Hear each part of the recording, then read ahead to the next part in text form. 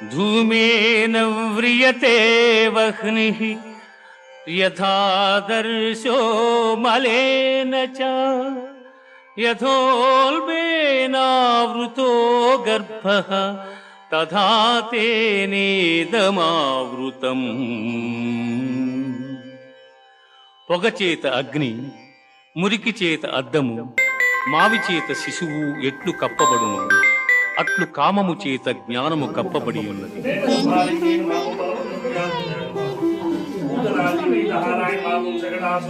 యదా యదా హి ధర్మస్య గ్లానిర్భవతి భారత అభ్యుత్థానమధర్మస్య తదాత్మానం సృజామ్యహం.